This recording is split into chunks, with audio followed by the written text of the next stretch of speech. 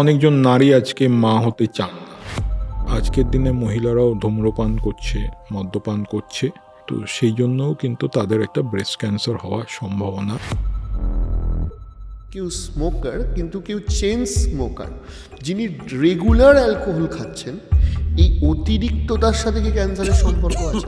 যে খুব heavy smoker বা চেইন স্মোকার, তার life time risk of lung cancer হচ্ছে 40% বেশি কম্পেয়ার টু আ পার্সন যে স্মোক করে না।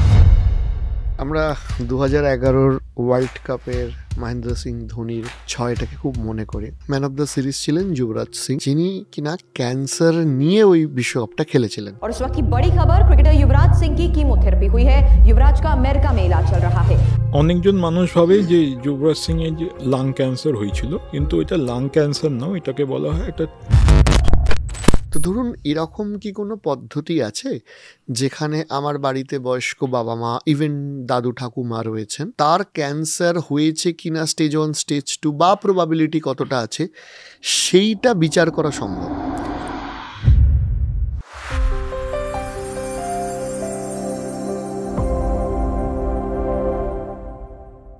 ক্যান্সার আজকে একটা মরণ ব্যাধিতে পরিণত হয়েছে। আমরা বহু মানুষকে দেখেছি যে ক্যান্সার আক্রান্ত হয়ে বহু কষ্ট পাচ্ছে।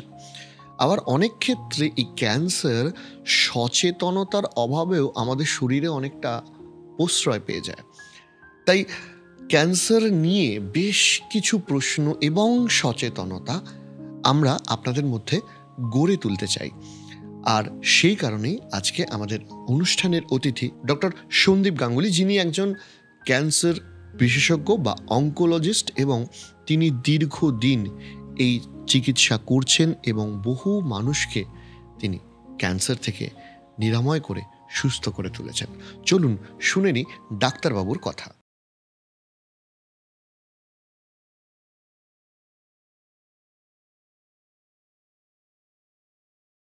স্যার, অনেক ধন্যবাদ। আজকে আমরা খুব গুরুত্বপূর্ণ বিষয় নিয়ে আলোচনা করব।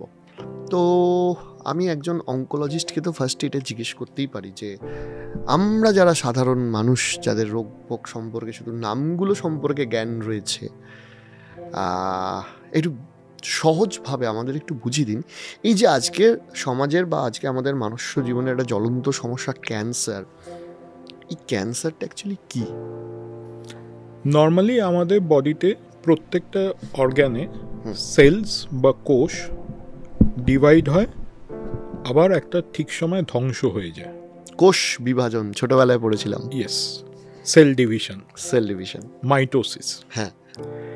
তো এটা একটা রেগুলেটরি প্রসেস, একটা প্রসেস রয়েছে যেটা দিয়ে বডি বলে যে এবার সেলসগুলো হোক, আবার একটা সময় বলে যে সেলসগুলো ধ্বংস হয়ে যাক নিজে নিজে। এবার যে কোনো কারণে, ধরুন টবাকো, অ্যালকোহল বা যে কোনো কারণে, রেডিয়েশন, যদি এই সেলসে কোনো অ্যাবনর্মাল মিউটেশন যদি হয়, তো এই কোষ বিভাজন যে রেগুলেটরি যেরকম হওয়া উচিত সেরকম হয় না। মানে সেলসগুলো বাড়ছে কিন্তু ধ্বংস হচ্ছে না।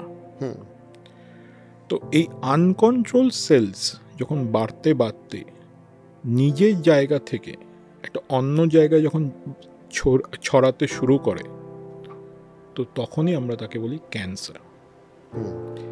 এবার এই ক্যান্সারের প্রি ক্যান্সারও একটা স্টেজ আছে। একটা সেলসে একটা নিচে একটা পর্দা থাকে, তাকে বলা হয় বেসমেন্ট মেমব্রেন। সেই পর্দাটা যতক্ষণ ওই অ্যাবনর্মাল সেলসটা ওর মধ্যে রয়েছে, তো সেটাকে বলা হয় প্রি ক্যান্সারাস। কিন্তু এই যখন এই পর্দাটা ভেঙে অন্যান্য জায়গায় যখন ছড়াতে শুরু করলো, তখন সেটাকে বলা হয় ক্যান্সার। ওকে।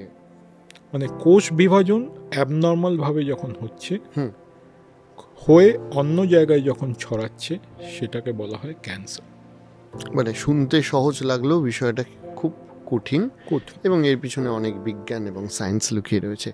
আমি এটা মারফত একটা প্রশ্ন জিজ্ঞাসা করতে চাই। ধরুন, কারোর ফ্যামিলিতে যদি ক্যান্সারের হিস্ট্রি থাকে, লাইক হার্ট অ্যাটাক বা ডায়াবেটিস, এটা কি এরকম হতে পারে যে ওই পেশেন্টের বা পেশেন্ট বলা ভুল, ওই ব্যক্তির যার পূর্বপুরুষের কারোর ক্যান্সার হয়েছে, তার ক্ষেত্রে ক্যান্সার হওয়ার প্রবাবিলিটি বেশি বা কম?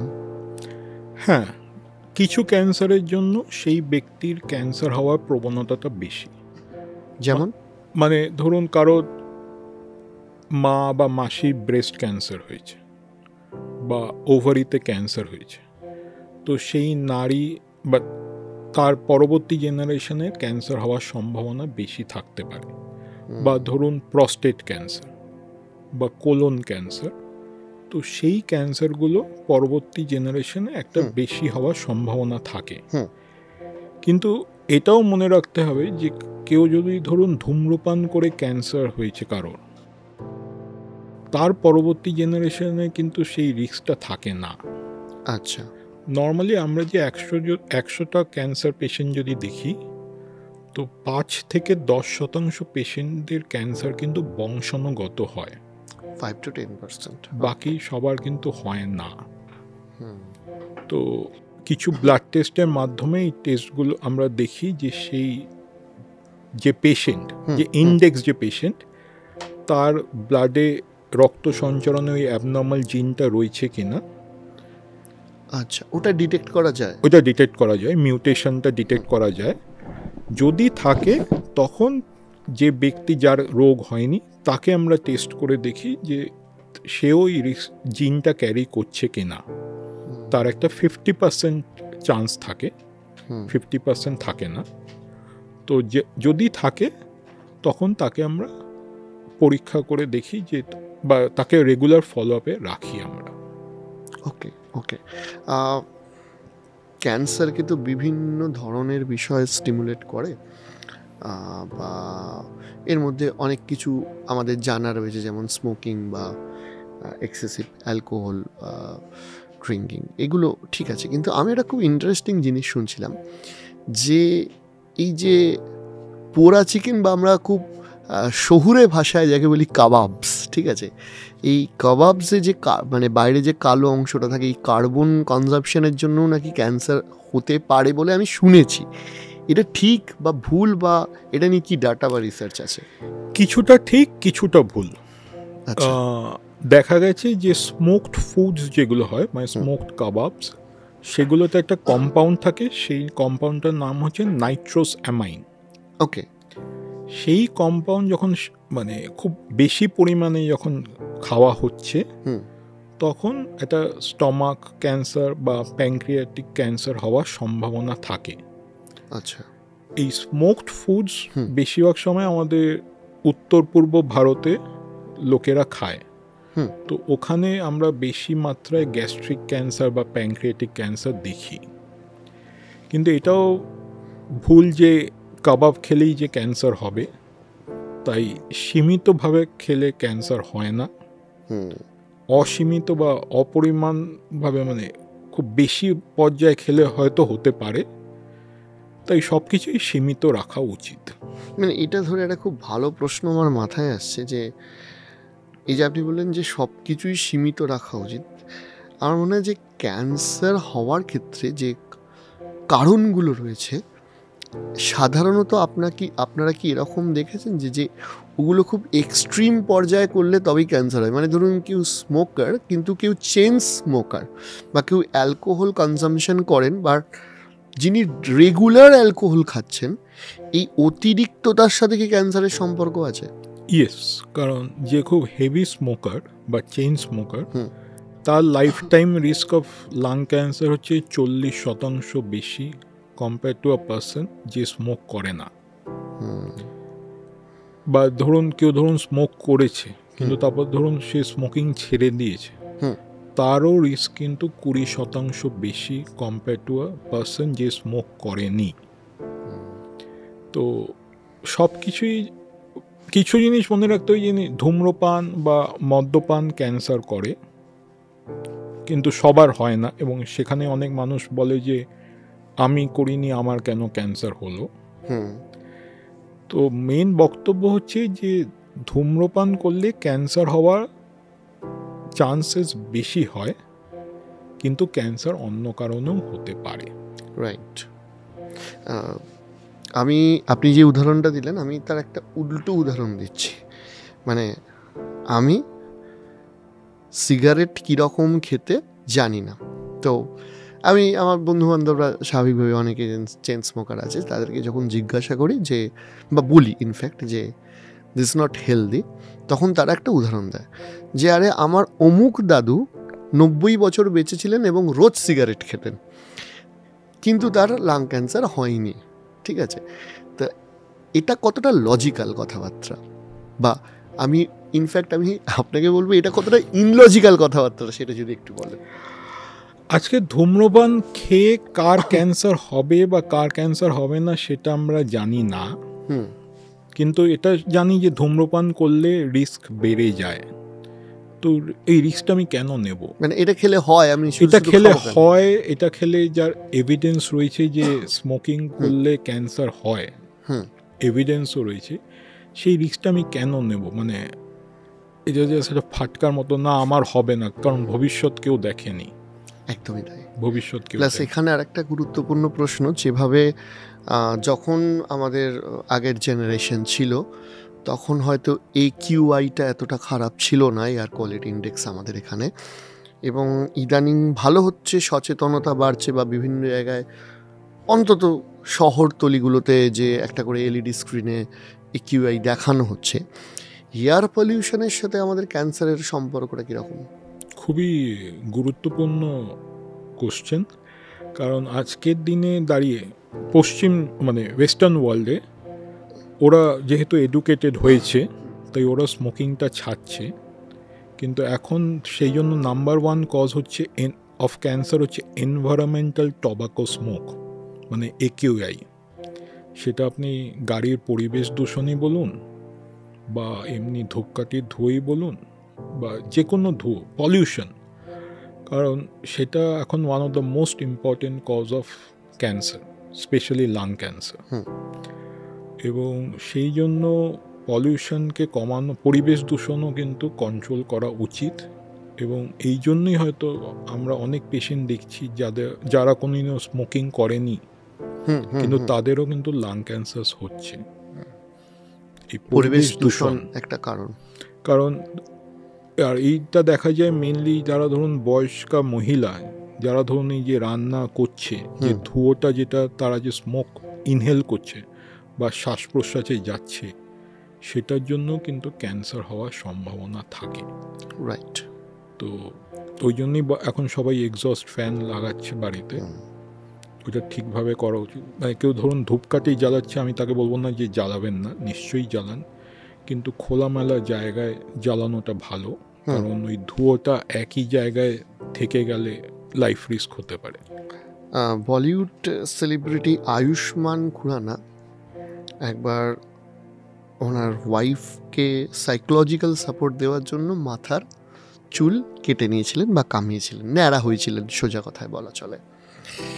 ক্যান্সারের চিকিৎসাতে চুলের স্বাস্থ্যের ক্ষতি হয় বলে আমরা শুনেছি। একটু যদি আমাদের বলেন যে ক্যান্সারের চিকিৎসা আর চুলের মধ্যে কি সম্পর্ক থাকে, বা কেন চুল ওঠে? ক্যান্সারের যে চিকিৎসার জন্য যেটা চুল ওঠে সেটা হচ্ছে মেনলি কিমোথেরাপির জন্য। তো নর্মালি আমরা কিমোথেরাপি যেটা দিই ক্যান্সার সেলসকে ধ্বংস করার জন্য, এবং এই কিমোথেরাপি আমাদের বডিতে ফাস্ট ডিভাইডিং সেলস, মানে যে সেলসগুলো খুব র্যাপিডলি ডিভাইড করছে সেগুলোকে ধ্বংস করে, এমনি ক্যান্সার সেলস। এবার একটা কোল্যাটারাল ড্যামেজ হয়, এবং আমাদের শরীরে চুল বা মুখের ভেতরে যে কভারিং বা WBC, এগুলো ফাস্ট ডিভাইডিং হয়। এই কোল্যাটারাল ড্যামেজের জন্য এই সেলস এইগুলো ধ্বংস হতে পারে, তো যার জন্য মাথার চুল পড়ে যায়, মুখে ঘা হতে পারে, বা WBC কাউন্ট পড়ে যেতে পারে, যার জন্য এটা জ্বর আসতে পারে। তো এটার জন্যই কিন্তু চুলটা পড়ে। কিন্তু এই চুল পড়াটা হচ্ছে এটা সাময়িক, কারণ যেই ট্রিটমেন্ট শেষ হয়ে যাবে চুলটা আবার নর্মাল চুল হয়ে যায়। আর আরেকটা জিনিস বলে রাখা উচিত, কিছু কিমোথেরাপিতে চুল পড়ে না, তাই এটাও ভাবাও ভুল যে কিমোথেরাপি দিল ডাক্তার, চুলটা পড়লো না, তবে কি কিমোথেরাপিটা কাজ করলো কি করলো না, এই ভাবনাটাও ভাবা ভুল। ক্যান্সারের কেমোথেরাপি নিয়ে যখন কথা হচ্ছে, চিকিৎসার দিকটাও আমরা একটু আসি, যে আপনার সাথে কথা হচ্ছিল যে এখন নাকি ট্যাবলেট দিয়েও ক্যান্সারের ওষুধ এসেছে, অর্থাৎ পেশেন্টকে আগে, মানে আমি 10-12 বছর আগের কথা বলছি, যে কেমোথেরাপি দেওয়ার জন্য একদিন হসপিটালে অ্যাডমিট হতে হতো বা নার্সিংহোমে অ্যাডমিট হতে হতো। আজকের ডেটে কি এই জায়গাটা অ্যাভয়েড করা যাচ্ছে? কিছু ক্ষেত্রে আমরা এই জায়গাটা অ্যাভয়েড করেছি, এবং সেটা অবশ্যই সব পেশেন্টদের জন্য না। আমরা যে পেশেন্টদের কিছু ক্যান্সার, যেমনি ফুসফুসের ক্যান্সার বা লাং ক্যান্সারে যেমনি হয়েছে, যে আমরা যখন ডায়াগনোসিস করছি যে লাং ক্যান্সার হয়েছে, তার উপর আমরা কিছু স্পেশাল টেস্ট করি। সেই টেস্টে দেখি যে একটা অ্যাবনর্মাল মিউটেশন রয়েছে কি নেই। সেই মিউটেশন যদি থাকে তো তাকে আমরা ট্যাবলেটের মাধ্যমেও ট্রিটমেন্ট করতে পারি। অর্থাৎ ট্যাবলেট দেওয়ার আগে আপনাদের একটা টেস্ট করতে হবে যে এই ট্যাবলেটটা দিলে সত্যি লাভ হবে কি হবে না। এবং দেখা গেছে যে যখন ট্যাবলেট যারা নিতে পারে, মানে যারা এলিজিবল ওই ট্যাবলেট থেরাপির জন্য, তাদেরকে যখন ট্যাবলেট থেরাপি দেওয়া হচ্ছে, তাদের কিমোথেরাপির সাইড এফেক্টসও কম, মানে তাদের কোয়ালিটি অফ লাইফও খুব ভালো থাকে। এবং সেই সব পেশেন্টদের রোগ বেশি দিন কন্ট্রোলে থাকে কম্পেয়ার টু যারা কিমোথেরাপি নিচ্ছে। তো তাদের আউটকাম খুবই ভালো, এবং তাদেরকে বাইরে থেকে কেউ বুঝবেও না যে সে একজন ক্যান্সারের পেশেন্ট, কারণ সে ঘুরে বেড়াচ্ছে, তার মাথার কোনো চুল পড়বে না, কিচ্ছু হবে না, সে একটা ট্যাবলেট খেয়ে নর্মাল লাইফ লিড করছে। তাই টেস্ট করা খুবই জরুরি, প্রপার ডায়াগনোসিস করা খুবই জরুরি, যাতে তাকে আমরা সঠিক চিকিৎসা দিতে পারি। ধরুন এবার একটা খুব কঠিন কোশ্চেন, কঠিন মানে আপনাদের জন্য না, যারা আসে তাদের জন্য, যে ধরুন একজন পেশেন্ট এসছেন এবং আপনারা টেস্ট করে দেখতে পারলেন যে তার ক্যান্সার হয়েছে। প্রথমেই আপনারা কি করেন? পেশেন্ট পার্টির সাথে বলা বা এগুলো তো একটু কঠিন ব্যাপার থাকে, তাদেরকে বোঝানো, আপনারা ইনিশিয়ালি ওইগুলো, এবং তারপরে চিকিৎসা শুরু হওয়ার এই শুরুর মুহূর্তগুলো কিভাবে হ্যান্ডেল করেন? যেটা আমাদের ভারতবর্ষে একটা জিনিস হয়েছে, পেশেন্ট পার্টি চায় না যে পেশেন্ট জানুক। এটা খুবই ভুল, কারণ ভাবে যে পেশেন্ট নিতে পারবে না, তো এটা ভুল ভাবনা। তো আগে আমরা পেশেন্ট পার্টিতে বলি কি সব আলোচনা করব কি করব না, বেশিরভাগ সময় বলে যে পেশেন্টকে একটু বাইরে নিয়ে যাওয়া হোক। তো আমরা তাদেরকে বলি যে ক্যান্সার হয়েছে, কোন স্টেজ, এই চিকিৎসা করা যায়। আমরা চিকিৎসাটা করছি রোগটাকে ফুললি কিওর করার জন্য বা নির্মূল করার জন্য, না নিয়ন্ত্রিত করার জন্য। আমি মনে করি পেশেন্টের জানা উচিত যে তার রোগের কি অবস্থান এবং তার চিকিৎসার কি আউটকাম, কারণ প্রত্যেকজন মানুষেরই কিছু না কিছু স্বপ্ন থাকে, এবং সেই চিকিৎসার আউটকাম আমি যদি পেশেন্টকে যদি বলি, সে তার একটা আনফুলফিলড ড্রিমস, যদি কিছু প্ল্যান যদি থাকে, সেটা সে করতে, তাকে আমরা সেই সুযোগটা দিচ্ছি না। তো আমার মনে হয় পেশেন্টের জানা উচিত, কারণ অনেকজনই ভাবতে পারে যে ঠিক আছে তার ছেলে বা মেয়ের বিয়েটা দিয়ে দিতে হবে, বা সে কোথাও একটা জায়গায় ঘুরতে যেতে চায়, তো সেই অপরচুনিটিটা তাকে দেওয়া উচিত। এবং এটাও দেখেছি যে মানে দেখুন, সে ভাববে যে ডাক্তার একটা চিকিৎসা দিল, আমার মাথার চুল সব পড়ে গেল বা আমার শরীর দুর্বল হয়ে গেল। তো he or she should know যে তার একটা ক্যান্সারের চিকিৎসা চলছে। এবং এটাও আমরা দেখেছি, যখন পেশেন্ট জানে যে তার রোগ হয়েছে এবং তার রোগের চিকিৎসা চলছে, সেই চিকিৎসা কিন্তু ভালোভাবে নিতে পারে, কারণ তার অ্যাকসেপ্টেন্সটা বেটার। আচ্ছা, তো আমি মনে করি পেশেন্ট এবং পেশেন্ট পার্টি দুজনকেই একসঙ্গে বলা উচিত যে তার এই রোগ হয়েছে, তার এই চিকিৎসা চলবে, এবং সেইভাবেই এগোনো উচিত। আপনি খুব একটা গুরুত্বপূর্ণ কথা বললেন, যে যখন পেশেন্ট জানতে পারে যে তার ক্যান্সার হয়েছে, তখন তার ট্রিটমেন্টের অ্যাকসেপ্টেন্সটা অনেকটা বেটার হয়, এটা আপনার এক্সপিরিয়েন্স থেকে জানা। তাহলে সাইকোলজিক্যাল বা মানসিক শক্তির সাথে ক্যান্সারের ট্রিটমেন্টের কোনো সম্পর্ক আছে? ইয়েস, আছে। কারণ অনেক সময় আমরা দেখি যে পেশেন্ট ভাবে যে ওয়াই মি, মানে আমার কেন ক্যান্সারটা হলো। এবং সেখানে তার কোয়ালিটি অফ লাইফ খুব খুব বাজেভাবে একটা এফেক্ট হয়, মানে ওয়াই মি, আমি তো ঠিকই ছিলাম, আমি সব ঠিক করেছি, আমি ঠাকুরের পুজো ঠিকভাবে করেছি, কিন্তু আমার কেন হলো, আমি তো কোনোদিনও ধূম্রপান করিনি, আমার কেন হলো। তাকে যদি বোঝানো যদি হয় ঠিকভাবে, মানে ডাক্তার যদি তাকে ঠিকভাবে যদি বোঝায় বা তার পরিবার যদি তাকে ঠিকভাবে যদি সাপোর্ট যদি দেয়, তো সেই সময় আমরা দেখেছি যে পেশেন্ট অনেক সময় ঠিকভাবে ট্রিটমেন্ট নিতে পারে। এবং এখন তো সাইকো অঙ্কোলজিস্টও আছে যারা পেশেন্টদেরকে কাউন্সিল করে বা পেশেন্টের পরিবারের সঙ্গেও কাউন্সেলিং করে। কারণ মন হচ্ছে যে কোনো রোগের মেইন উৎস হচ্ছে মন। মন যদি ঠিক যদি না থাকে কোনো দিনও কোনো কিছু ভালো হবে না। তাই মনকে ঠিক রাখলেই মানুষও ঠিকভাবে চিকিৎসা নিতে পারবে। আপনি মনের কথা বললেন। আমি বেশ কয়েকদিন আগে দেখছিলাম যে একটি রিপোর্ট এসছে যে ইউটেরাস ক্যান্সার সম্ভবত তার জন্য মেয়েদের ছোটোবেলায় একটা ভ্যাকসিন দেওয়া হচ্ছে। তো এখন কি বেশ কিছু ক্যান্সারের জন্য ভ্যাকসিনেশন অ্যাভেলেবেল রয়েছে? এই মুহূর্তে দুটো ক্যান্সারের জন্য ভ্যাকসিনেশন রয়েছে। একটা হচ্ছে ইউটেরাস, না, এটা সার্ভাইকাল ক্যান্সার, মানে ইউটেরাসের নিচে যেটা সার্ভিক্স, আমারই ভুল। আর আরেকটা হচ্ছে লিভারের জন্য, লিভার ক্যান্সারের জন্য। কারণ দেখা গেছে যে সার্ভাইকাল ক্যান্সার এবং লিভার ক্যান্সার অনেক সময় হয় একটা ভাইরাসের জন্য। আচ্ছা।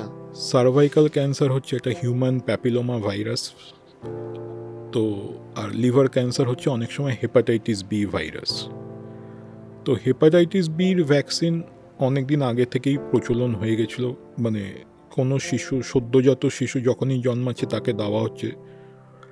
আগে হিউম্যান প্যাপিলোমা ভাইরাসের ভ্যাকসিন ওভাবে অ্যাভেলেবল ছিল না, কিন্তু এই লাস্ট ইয়ার আমাদের ভারত সরকার বাজেটেও ওইটা খুব ভালোভাবে প্রমোট করেছে এবং ওরা এখন ন্যাশনাল ইমিউনাইজেশন প্রোগ্রামেও নিয়ে এসছে যে যখন যে কোনো কন্যা সন্তান যার 11 বছরের বয়সের ঊর্ধ্বে হবে তাকে সরকার বিনামূল্যে তাকে সরকারি কেন্দ্রে ভ্যাকসিন দেবে। এবার অনেকে ভাবছে যে আমরা তো 18 বছর হয়ে গেছি, 19 বছর হয়ে গেছে, আমরা তো ভ্যাকসিনটা পেলাম না, তা আমাদের কি হবে?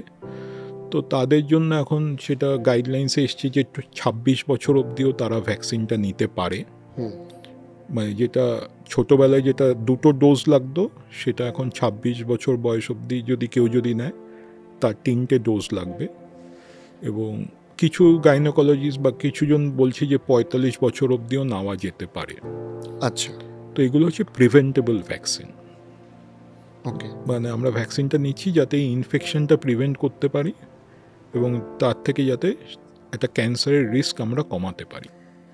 ওকে, মানে মূলত 26 এবং কিছু ক্ষেত্রে 45 অবধি যারা আছেন তারা এটা পেতে পারেন। এবার ধরুন এই যে সার্ভিক্যাল ক্যান্সারের জন্য যে ভ্যাকসিনটা অ্যাভেলেবেল আছে, এটা তো সরকারি জায়গায় গেলে যাদের 30-35 হয়ে গেছে তারা পাবেন না। এটা কি প্রাইভেটে গেলে অ্যাভেলেবেল? প্রাইভেটে গেলে অ্যাভেলেবেল, যে কোনো তাদের গাইনোকোলজিস্টের কাছে গেলে তারা দিচ্ছে। তাহলে ক্যান্সারের চিকিৎসা নিয়ে আমরা কেমোথেরাপি নিয়ে কথা বললাম, আমরা ভ্যাকসিন নিয়ে কথা বললাম, ট্যাবলেট নিয়ে কথা বললাম। আমি আপনাকে একটু ছোট করে বলতে বলছি যে ধরুন এই মুহূর্তে ক্যান্সার হলে কী কী চিকিৎসা অ্যাভেলেবেল আছে এবং কিভাবে সেটা ক্যান্সারকে প্রিভেন্ট করে। যে কোনো পেশেন্ট যখন আসে তো তার বায়োপসি করে যখন আমরা ধরি যে তার ক্যান্সার হয়েছে, তো তার সঙ্গে আমরা একটা ফুল বডি স্ক্যান করে দেখি যে রোগটা শুধু একটা জায়গাতেই রয়েছে না অন্যান্য জায়গায় ছড়িয়েছে। যদি দেখা যায় যে শুধু একটা জায়গায় রয়েছে তো তখন তাকে আমরা সার্জারি বা কিমোথেরাপি, এমন সময় ইমিউনোথেরাপি দিয়েও আমরা চিকিৎসা করি। যদি দেখা যায় যে রোগটা একটা জায়গাতে রয়েছে কিন্তু একটু বেশি মাত্রায় রয়েছে বা কিছু জায়গায় যেখানে সার্জারি করা সম্ভব না, তখন আমরা কিমোথেরাপি এবং রেডিয়েশন দিয়ে চিকিৎসা করি। এই চিকিৎসাগুলো হচ্ছে রোগটাকে নির্মূল করার উদ্দেশ্য নিয়ে, কিওর। কিন্তু কিছু সময় আমরা স্ক্যানে দেখি যে, বা অনেক সময় দেখি যে রোগটা দুর্ভাগ্যবশত অন্যান্য জায়গায় ছড়িয়ে আছে, তো তখন আমরা তাকে বলি মেটাস্ট্যাটিক ক্যান্সার বা স্টেজ 4 ক্যান্সার। তো সেই পেশেন্টের তখন আমরা সার্জারিটা ওভাবে করি না, তখন আমরা তাকে কিমোথেরাপি বা ট্যাবলেট থেরাপি বা ইমিউনোথেরাপির মাধ্যমে চিকিৎসা করি, যাতে তার রোগটাকে আমরা নিয়ন্ত্রিত করে রাখতে পারি।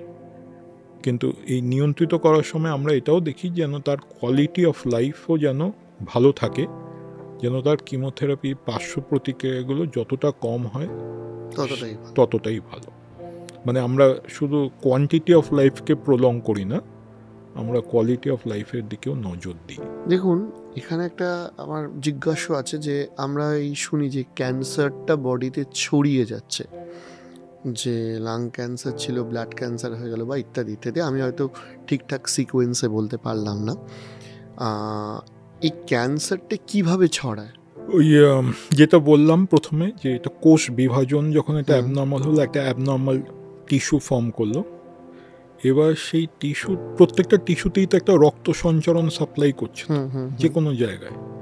তো এবার ক্যান্সার সেলসগুলো একটা অ্যাবনর্মাল একটা প্রোটিন প্রডিউস করে বা তৈরি করে, যেটার জন্য ওরা ব্লাড ভেসেলের মধ্যে ঢুকে যায়, এবং রক্ত সঞ্চারণে যখন ঢুকে গেল তো তখন ওরা এই রাস্তায় চলে এসছে। এবার ওরা ধরুন কারোর হাড়ে বা কারোর লিভারে বা কারোর ব্রেনে গিয়ে সেই ক্যান্সার সেলসটা ডিপোজিট হয়ে গেল, এবং সেভাবেই একটা ক্যান্সার সেলস স্টেজ 4 হয়ে যায়। কারণ ও রক্ত সঞ্চারণের রাস্তায় ঢুকে পড়ে একটা প্রোটিন প্রডিউস করে, এবং সেটার জন্য আজকের দিনে টার্গেটেড থেরাপি দেওয়া আছে যতটা কন্ট্রোল করে রাখা যায়। এবার তো চিকিৎসাতে আরেকটু প্রথমের দিকে আসছি, সেটা হচ্ছে যে ধরুন চিকিৎসা তো ডিটেক্ট করার পরে আসছে, বায়োপসি আমরা শুনেছি যে ক্যান্সার ডিটেক্ট করার জন্য করা হয়, এখন নাকি লিকুইড বায়োপসি বলে একটা বিষয় এসছে, সেইটা সম্পর্কে একটু যদি বলেন। এটা হচ্ছে এই কনসেপ্ট যে ক্যান্সার সেলস রক্ত সঞ্চারণের রাস্তায় রয়েছে। তো আমরা ওই পেশেন্টের ব্লাড স্যাম্পল একটা নিই, রক্ত সঞ্চারণের রাস্তা থেকে একটা ব্লাড স্যাম্পল নিই। এবার এই সেলস, এই ব্লাড স্যাম্পলের মধ্যেই একটা টেস্ট করে দেখি যে তার কতটা বা কত ক্যান্সার সেলস তার ঘুরছে তার শরীরে, বা আমরা যদি দেখি যে মিউটেশন, যেটা যেমনি টার্গেটেড থেরাপির জন্য যেটা লাগে, সেই মিউটেশনও কিন্তু ডিটেক্ট করা যায়। তো এই লিকুইড বায়োপসি আজকের দিনে খুবই প্রচলন, কারণ শুধু ডায়াগনোসিস করার জন্য না, মানে মিউটেশন রয়েছে কি নেই সেটার জন্য না, আমরা কিছু ক্যান্সারে ধরুন অপারেশন করলাম, একটা লিকুইড বায়োপসি নিলাম, দেখলাম যে তার রক্ত সঞ্চারণে ক্যান্সার সেলস আছে কি নেই, যদি থাকে তাকে আমরা কিন্তু অবজারভেশনেও রাখতে পারি। বা ধরুন কারোর ক্যান্সার ফেরত আসছে কি না, সেটাও কিন্তু আমরা লিকুইড বায়োপসির মাধ্যমে কিন্তু ধরতে পারি। তাই লিকুইড বায়োপসি এখন অনেক উন্নত মানে এসছে, কিন্তু এখনও স্টাডিজ অনগোয়িং, মানে রুটিন প্র্যাকটিস, মানে এভিডেন্স ওরকম স্ট্রং নেই। যেমনি আমি আপনাকে বললাম যে ক্যান্সারের চিকিৎসা করব না যদি ব্লাডে যদি ক্যান্সার সেলস যদি না থাকে, কিন্তু আজকের দিনে স্টাডিজগুলো হচ্ছে এবং গবেষণাগুলো চলছে, এবং আশা করা যায় আগামী 3-4 বছরে লিকুইড বায়োপসির মাধ্যমে আমরা ক্যান্সারের চিকিৎসা নির্ধারণ করব। ইন জেনারেল ক্যান্সার এরকম কি কোনো স্ট্যাট আপনাদের কাছে অ্যাভেলেবেল আছে যে কত পার্সেন্টেজ সম্ভাবনা থাকে কিউরেবল, মানে স্টেজ অনুযায়ী? স্টেজ 1 হচ্ছে 95%। আচ্ছা, আপনি যদি আমাদের ফার্স্ট, আপনাকে একটু থামালাম, আপনি যদি প্রথমে আমাদের দর্শকদের জন্য ক্যান্সারের স্টেজগুলো একটু বলে দেন। ক্যান্সারের স্টেজ হচ্ছে, যদি টিউমারটা যদি একটা জায়গায় যদি থাকে সেটাকে আমরা বলি স্টেজ 1 বা স্টেজ 2। এবার প্রত্যেকটা অর্গানে একটা থাকে, যে একটা অর্গান থেকে একটা লিম্ফ নোড বা গ্ল্যান্ডে যায়, সেই গ্ল্যান্ড মানে তার আশেপাশে যদি ছড়িয়ে যদি থাকে ক্যান্সারটা, সেটাকে বলা হয় স্টেজ 3। এবার রোগটা ধরুন অন্যান্য জায়গায় ধরুন চলে গেছে, মানে কারোর ব্রেস্ট ক্যান্সার হয়েছে সেটা ফুসফুসে চলে গেছে, বা কারোর লাং ক্যান্সার হয়েছে সেটা হাড়ে চলে গেছে, মানে অন্যান্য অর্গানে যখন যায় তখন ওইটাকে বলা হয় স্টেজ 4 ক্যান্সার, ছড়িয়ে গেছে। এবার স্টেজ 1 ক্যান্সার হচ্ছে কিউরেবল, তার কিওর হওয়ার চান্স হচ্ছে 95 to 98%, অলমোস্ট। স্টেজ 2 ক্যান্সারও অলমোস্ট কিউরেবল, তার কিওর হওয়ার চান্স হচ্ছে 80 to 85%। স্টেজ 3 ক্যান্সারের কিওর রেট একটু কম থাকে, সেটা হচ্ছে আনুমানিক 60 থেকে 70%, 60 to 70%। কিন্তু স্টেজ 4 ক্যান্সার আমরা কিওর করতে পারি না, আমরা নিয়ন্ত্রিত করে রাখতে পারি। কতদিন নিয়ন্ত্রিত করে রাখা যায় এটা ডিপেন্ড হচ্ছে কী ধরনের ক্যান্সার এবং কী ধরনের থেরাপি দেওয়া আছে, সেই বেসিসে আমরা ডিসাইড করি। আমরা 2011 ওয়ার্ল্ড কাপের মহেন্দ্র সিং ধোনির ছয়টাকে খুব মনে করি। আমরা একটা জিনিস মাঝে মাঝে খেয়াল থাকে না, সেটা হচ্ছে ওই ওয়ার্ল্ড কাপে ম্যান অফ দ্য সিরিজ ছিলেন যুবরাজ সিং, যিনি কিনা ক্যান্সার নিয়ে ওই বিশ্বকাপটা খেলেছিলেন এবং পরবর্তীকালে ওনার সেই ক্যান্সারটা কিওর হয়ে যায় এবং উনি আবার মাঠে ফিরে আসেন। এই সাকসেস স্টোরিটা, মানে অ্যাটলিস্ট এই ক্যান্সার থেকে রিকভার করার সাকসেস স্টোরিটা আমার মনে হয় অনেক মানুষকে মোটিভেটেড করেছে। কিন্তু আপনি যদি আমাকে একটু বলেন যে এই যুবরাজ সিংয়ের ক্যান্সারের ঘটনাটা ঠিক কী হয়েছিল এবং কিভাবে এটা কিওর করা গেল? যুবরাজ সিংয়ে অনেকজন মানুষ ভাবে যে যুবরাজ সিংয়ের যে লাং ক্যান্সার হয়েছিল, কিন্তু এটা লাং ক্যান্সার না, এটাকে বলা হয় একটা টেস্টিকুলার টিউমার বা টেস্টিকুলার ক্যান্সার, মানে অন্ডকোষের ক্যান্সার অ্যাকচুয়ালি, জার্ম সেলস।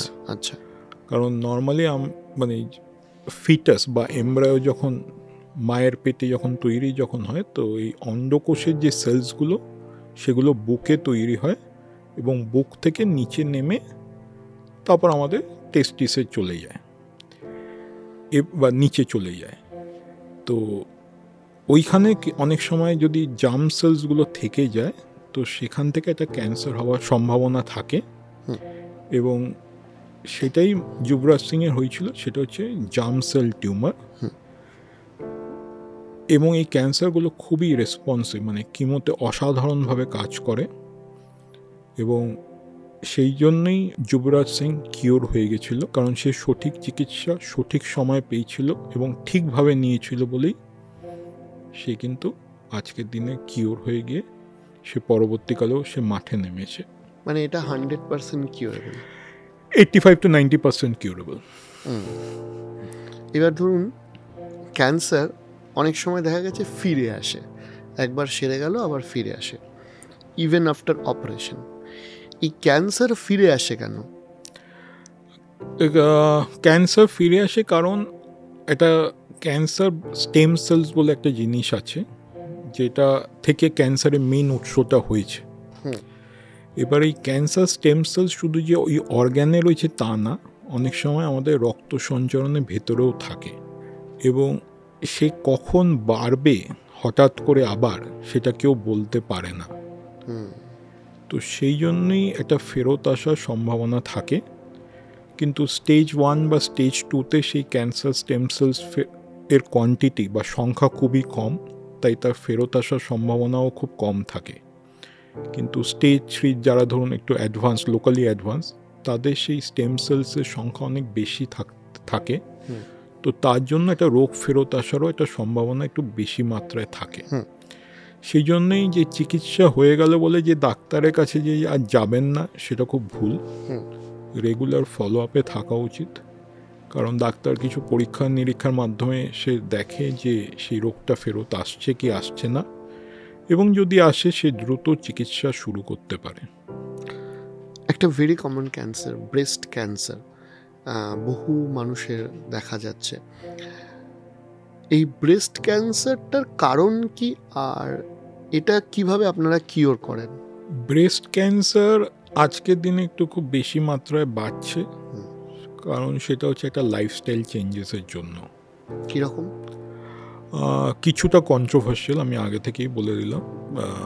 একটা হচ্ছে যে ধরুন কেউ এখন, অনেকজন নারী আজকে মা হতে চান না, বা তাদের প্রেগনেন্সি হলো খুব লেট বয়সে, খুব দেরি বয়সে, বা কেউ ধরুন তার অনেকজন মারা তাদের হয়তো কিছু কারণে তার বাচ্চাকে ব্রেস্ট ফিডিং করাতে পারছে না, কারণ অ্যাভয়েডেন্স অফ ব্রেস্ট ফিডিং, মানে ব্রেস্ট ফিডিং না করালে কিন্তু সেই মায়ের ক্যান্সার হওয়ার সম্ভাবনা বাড়ে।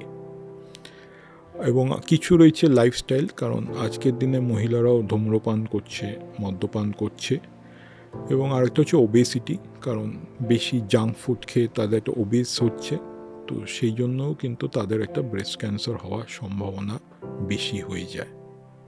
আচ্ছা, টাইট ইনারওয়্যারের সাথে কি ব্রেস্ট ক্যান্সারের কোনো সম্পর্ক আছে? না, কোনো সম্পর্ক নেই। ওটা একটা কেউ বলেছে যে টাইট ইনারওয়্যার পরলে ব্রেস্টের লিমফ্যাটিক ড্রেনেজ খুব হচ্ছে না, সেই জন্য নাকি ক্যান্সার হচ্ছে। এটার সঙ্গে কোনো সায়েন্টিফিক কোনো যোগাযোগ নেই।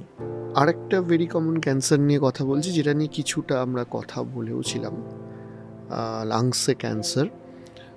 আপনি কিছুটা বুঝিয়েছেন, একটু যদি বলেন যে এই লাং ক্যান্সারটা আমরা অ্যাভয়েডই বা কীভাবে করতে পারবো?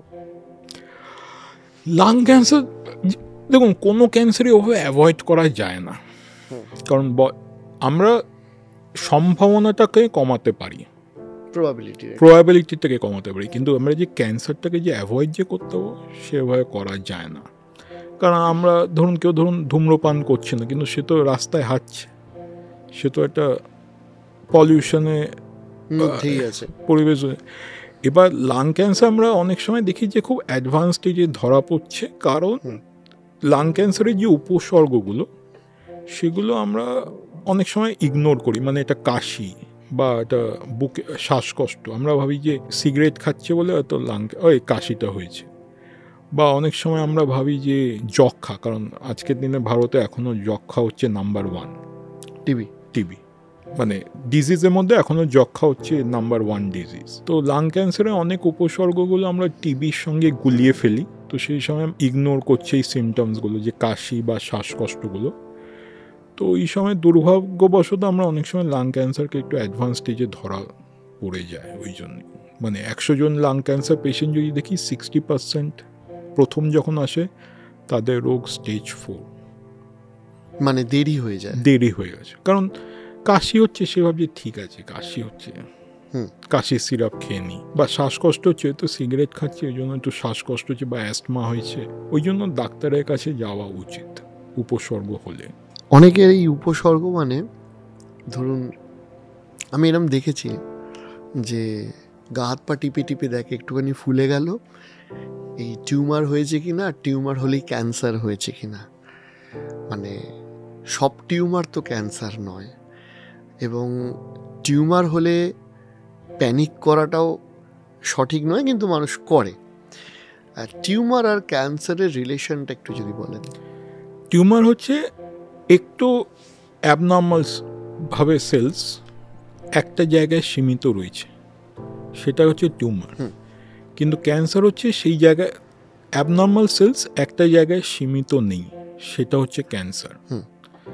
এবার সব ফলাই যে ক্যান্সার এটা ভাবাও ভুল, এবং এটা মেইনলি দেখা যায় যার খুব নিকটবর্তী কোনো লোক বা তার কর্মসূত্রে কোনো কলিগের ধরুন রোগ হয়েছে, এই ক্যান্সার রোগটি হয়েছে, সেও ভাবে যে আমারও মনে হয় ক্যান্সার হয়েছে, এবং তারাই এই টিপে দেখে ভাবে যে এটা আমারও মনে হয়েছে। তো এগুলো সচেতনতা করা উচিত মানুষদের, এদের উপর হাসাহাসি উচিত না, এদেরকে কাউন্সেলিং করে বোঝানো যে এগুলো ক্যান্সার না, ভয় পাবেন না, নিশ্চিন্ত জীবন যাপন করুন এবং সুস্থ জীবনযাপন পালন করুন। এক্স্যাক্টলি। আর যেহেতু আপনি বললেন যে বহু মানুষের ক্যান্সার, মানে লাং ক্যান্সার স্পেসিফিক্যালি অনেক দেরিতে জানা যায়,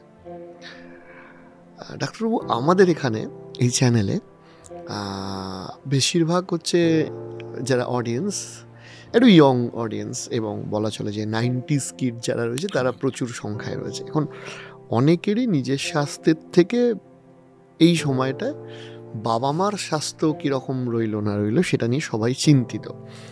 তো ধরুন এরকম কি কোনো পদ্ধতি আছে যেখানে আমার বাড়িতে বয়স্ক বাবা মা, ইভেন দাদু ঠাকুমা রয়েছেন, তার ক্যান্সার হয়েছে কিনা স্টেজ 1 স্টেজ 2 বা প্রবাবিলিটি কতটা আছে সেইটা বিচার করা সম্ভব?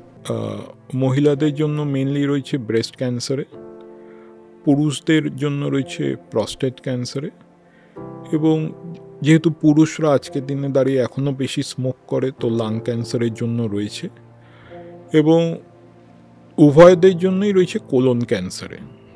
তো আমরা এইসব কিছু ক্যান্সার আমরা এখন স্ক্রিনিং করতে পারি, মানে ধরুন কোনো মহিলা 45 বছর বয়স হয়ে গেছে, তার একটা অ্যানুয়াল একটা ম্যামোগ্রাফি করা উচিত, বা কারোর বয়স যদি ধরুন 50 বছর বা তার ঊর্ধ্বে, তার একটা সিম্পল কোলোনোস্কোপি 10 বছর অন্তর অন্তর। 10 বছরটা অনেক বড় গ্যাপ। এখন এমনও হয়েছে যে এখন এই যে মানুষ যে পায়খানা যেটা করছে, সেই পায়খানার মধ্যে আমরা দেখছি কোনো অ্যাবনর্মাল ডিএনএ রয়েছে কিনা, এবং সেটা যদি থাকে তো তাকে আমরা কোলোনোস্কোপি করছি। মানে এখন আমরা পায়খানা দিয়েও কিন্তু তাকে আমরা স্ক্রিনিং করতে পারি যে তার ভিতরে কোলনে কোনো টিউমার হচ্ছে কিনা। বা প্রস্টেট ক্যান্সারের জন্য তো সিম্পল একটা ব্লাড টেস্ট, একটা পিএসএ ব্লাড টেস্ট করে দেখা যে তার পিএসএ লেভেলটা বেশি কি বেশি না। তো কিছু ক্যান্সার আমরা এখন স্ক্রিনিংয়ের মাধ্যমে ধরতে পারি। এবং আরেকটা রয়েছে ইয়াং ফিমেলস, মানে শুধু যে তারা যে তাদের বাবা মা বা দাদু দিদার জন্য ভাববে তা না, যারা মহিলা তারাও কিন্তু তাদের একটা প্যাপ স্মিয়ার করা উচিত যে তাদের সার্ভাইকাল ক্যান্সার হয়েছে, মানে কোনো রিস্ক আছে কি না। এটা সিম্পল একটা প্যাপ স্মিয়ার টেস্ট। তো এই টেস্টগুলো ইজিলি অ্যাভেলেবল, বেশি খরচ সাপেক্ষও না, করা উচিত। মানে আমার একটা প্রশ্ন হচ্ছে যে ধরুন আমাদের যেরকম রুটিন হেলথ চেক আপের মধ্যে ব্লাড টেস্ট বিভিন্ন পড়ে, তো এরকম কি কিছু মানে লিস্ট অফ চেক আপস অ্যাভেলেবেল যে এই সময় অন্তর অন্তর এটা করানো উচিত? ক্যান্সারের জন্য ওরকম রুটিন ব্লাড টেস্ট নেই, কারণ যে কিছু যে ব্লাড টেস্টের এনজাইমস যেগুলো বাড়ে বা ব্লাড টেস্টে অ্যাবনর্মালিটি থাকে, যেগুলো অনেক সময় আমরা ক্যান্সার পেশেন্টের দেখি, সেটা কিন্তু নর্মাল মানুষেরও হতে পারে। মানে একটা হচ্ছে সিইএ, একটা ব্লাড টেস্ট, দেখা গেছে যে কোলন ক্যান্সার পেশেন্টদের সিইএ বেশি হয়, বা লাং ক্যান্সার পেশেন্টদের। কিন্তু কারো ধরুন বেশি একটা অ্যাসিডিটি হয়েছে, বা একটা গ্যাস হয়েছে, বা পেটে কোনো একটা ইরিটেশন হয়েছে, তারও কিন্তু সিইএ লেভেলটা একটু বেশি হতে পারে। তাই আজকের দিনে দাঁড়িয়ে এই মুহূর্তে এখনও আমাদের কাছে ওরকম ব্লাড টেস্ট নেই যেটা ফুললি স্পেসিফিকভাবে বলে দেবে যে এটা কিন্তু ক্যান্সারের লক্ষণ। এখন অবধি মানে খুব অ্যাবনর্মাল যদি থাকে, মানে ধরুন কারণ নর্মাল লেভেল হচ্ছে 5 কোনো টেস্টে, সেটা 6, তার মানে এই নয় যে তার ক্যান্সার হয়েছে। এটা বলাটা খুব ডিফিকাল্ট। কিন্তু কারো ধরুন 20 বা 30 হয়েছে, তা ডেফিনেটলি ইমিডিয়েটলি এটা টেস্ট করা উচিত। কিন্তু কোনো ব্লাড টেস্ট এখনও ওভাবে ফুললি ডেভেলপড হয়নি যেটা বলেই দেবে যে এটা ক্যান্সারের জন্যই হয়েছে। আপনাকে আরেকটা বিষয়ে জিজ্ঞাসা না করে পাচ্ছি না, যে আপনি যেহেতু বললেন যে এখনও অবধি অ্যাভেলেবেল নেই, আমাদের কাছে ক্যান্সার চিকিৎসার অনেক কিছু অ্যাভেলেবেল আছে। এবার আপনারা তো কন্টিনিউয়াসলি এইগুলোর সাথে কাজ করছেন, আজ থেকে 10 বছর বা 5 বছর বাদে ক্যান্সার চিকিৎসার ভবিষ্যৎটা কি? আর দ্বিতীয়ত হচ্ছে কোন কোন জায়গাগুলোতে আরও ইমপ্রুভমেন্ট হওয়ার অদূর ভবিষ্যতে সম্ভাবনা আছে? ক্যান্সার চিকিৎসা খুবই উন্নত মানের হচ্ছে। মানে আমি আপনাকে অনেস্টলি বলছি যে 2001 সালে লাং ক্যান্সার কারোর হলে তার আয়ু ছিল 6 মাস। লোকেরা বলতো লাং ক্যান্সার স্টেজ 4, 6 মাস। কিন্তু আজকের দিনে স্টেজ 4 লাং ক্যান্সার কিছু পেশেন্টরা কিন্তু 5 বছরও বেঁচে আছে উন্নত মানের চিকিৎসার জন্য। এবং যেটা আজকের দিনে এই মুহূর্তে দাঁড়িয়ে যেটা আমি দেখতে পারি যে আগামী 5 বছরের মধ্যে ক্যান্সার একটা ক্রনিক ডিজিজের মধ্যে গিয়ে দাঁড়াবে। কারণ তারা খুবই আশা করে, কারণ যে চিকিৎসাগুলো ফরেনে তৈরি হয়েছে সেগুলো পেটেন্ট যখন চলে যাবে, মানে রাইটস, তো ইন্ডিয়ান কোম্পানিরাও বানাতে শুরু করবে এবং তখন চিকিৎসা আরও সাধারণ মানুষের কাছে চলে যাবে এবং সেই চিকিৎসা তারা নিতেও পারবে এবং cancer will become a chronic disease. একজন বাংলার প্রথিতযশা অঙ্কোলজিস্ট হিসাবে বাঙালিকে ক্যান্সার সচেতনতা নিয়ে আপনার থেকে কয়েকটা লাইন আমি চাইছি শুনতে। আমি ধূম্রপান করি না বলে যে আমার ক্যান্সার হবে না এটা ভাবা ভুল। যদি কোনো উপসর্গ যদি হয়, দোকানে ফার্মাসিস্টের কাছে গিয়ে ওষুধ না কিনে একজন ডাক্তারের সঙ্গে দেখা করাটা খুবই জরুরি।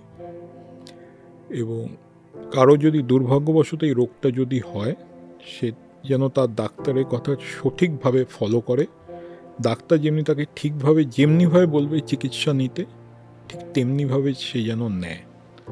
এবং আজকের দিনে অনেক চিকিৎসা বেরিয়েছে, যার জন্য কিন্তু মানুষ অনেক দিন সুস্থ থাকছে এবং ভালোও থাকছে। আধুনিকতার সাথে আমাদের জীবনে একটা সঙ্গী হয়ে গেছে, সেটা হচ্ছে স্মার্টফোন।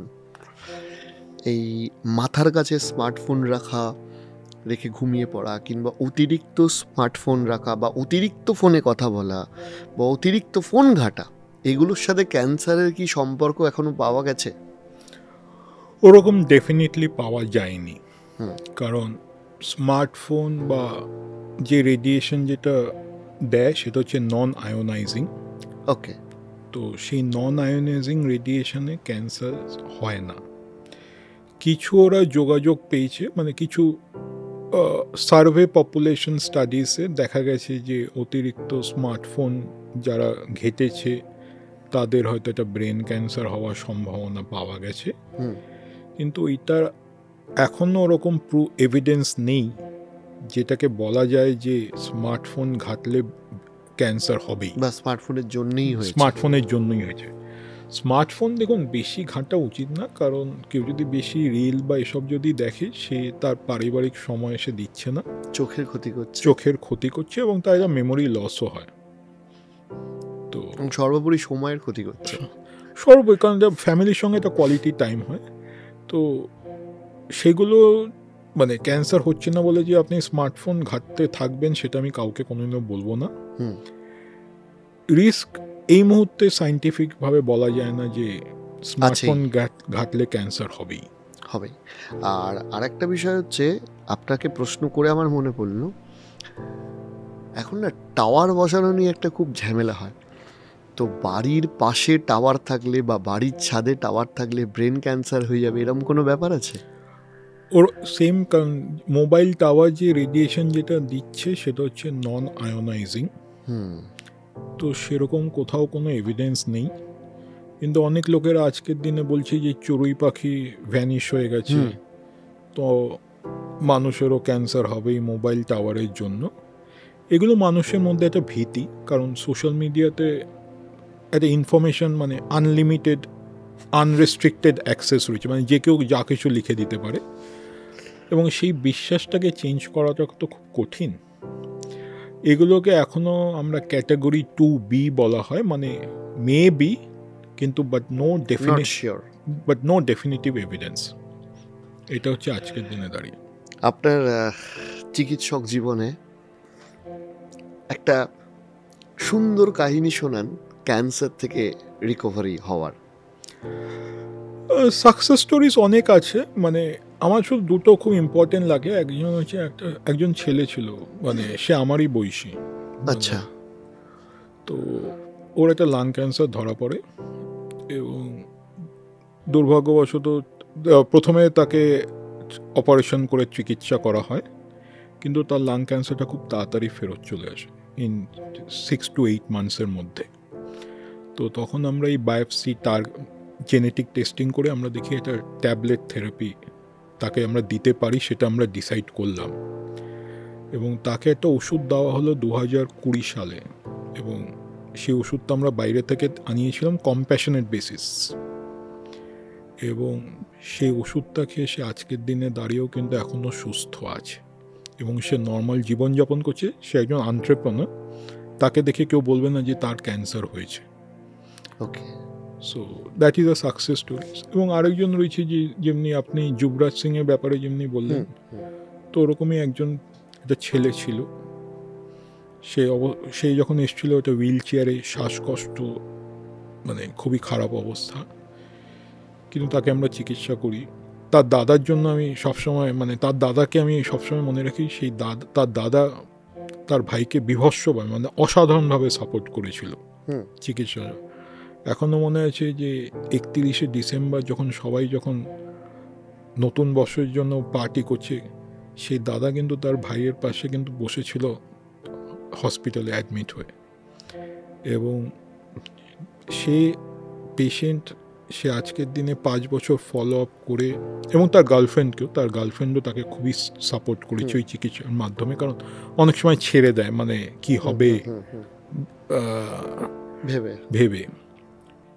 তার গার্লফ্রেন্ডও কিন্তু তাকে সেই রকমভাবে সাপোর্ট করেছিল, এবং লাস্ট ইয়ার তারা বিয়েও করেছে, এবং তারা আজকের দিনে সুখী দাম্পত্য জীবন লিড করছে। সো ক্যান্সার মানেই যে সব শেষ, এটা ভাবা ভুল। ঠিকভাবে চিকিৎসা করলে কিন্তু মানুষ সুস্থ হয় এবং মানুষ নর্মাল জীবনযাপন আবার করতে পারে। ইদানিং না অনেক কম বয়স্কদের মধ্যেও পাইলসের সমস্যা বাড়ছে। এবার পাইলস আর ফিস্চুলা এই ধরনের রোগগুলোর সাথে কি ক্যান্সারের কোনো সম্পর্ক থাকে? ডাইরেক্ট যোগাযোগ সম্পর্ক নেই। যেটা হয় যে অনেক সময় মানুষের কোষ্ঠকাঠিন্য হচ্ছে, সেটা ডায়েটারি হ্যাবিটসের জন্য হতে পারে, বা যারা ধরুন বয়স্ক বা অনেকজন মানুষের হয়তো কোলনে টিউমারও হতে পারে, যার জন্য একটা কোষ্ঠকাঠিন্য হলো। এবার সেই কোষ্ঠকাঠিন্য সে যদি ইগনোর যদি করে, তখন তার একটা পাইলস বা ফিশার হওয়ার সম্ভাবনা থাকে, কারণ সে বেশিক্ষণ কমোডে বসে প্রেশার দিচ্ছে, যার জন্য একটা পাইলস বা ফিশার হতে পারে। কিন্তু এরকম কোনো ডাইরেক্ট যোগাযোগ নেই যে পাইলস ফিশার হয়েছে মানেই যে ভেতরে ক্যান্সার হচ্ছে, সেই ভাবনাটা ভাবা ভুল। ওকে, আজকে আমরা একটা নতুন রাউন্ড শুরু করছি আপনাকে দিয়েই, সেটা হচ্ছে একটা র্যাপিড ফায়ার রাউন্ড।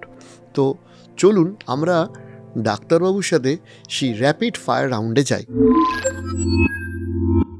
প্রথম প্রশ্ন, ক্যান্সার নিয়ে আমাদের সব থেকে ভুল ধারণা কি? চিনি খেলে ক্যান্সার হয় এবং ক্যান্সার ছোঁয়াচে। ক্যান্সার কি পুরোপুরি নিরাময়যোগ্য? আর্লি স্টেজে ধরা পড়লে নিরাময়যোগ্য, কিন্তু ফলো আপে থাকা উচিত। সব থেকে বেশি কোন ক্যান্সার দেখা যায়? পুরুষদের ক্ষেত্রে ওরাল ক্যাভিটি বা মুখের, কারণ বেশি টবাকো খাচ্ছে বা তামাক খাচ্ছে। মহিলাদের ক্ষেত্রে ব্রেস্ট ক্যান্সার ও সার্ভাইকাল ক্যান্সার। কেমোথেরাপি আর রেডিয়েশন এর মধ্যে কোনটা বেশি এফেক্টিভ? দুটো আলাদা। রেডিয়েশন থেরাপি আমরা দিচ্ছি যখন টিউমারটা একটা জায়গাতে রয়েছে, একটা জায়গাতে আমরা যদি চিকিৎসাটা যেটা করছি, তখন আমরা যে থেরাপিটা দিচ্ছি সেটা হচ্ছে রেডিয়েশন থেরাপি। কিমোথেরাপি দিচ্ছি পুরো শরীরটাকে ঠিক করার জন্য।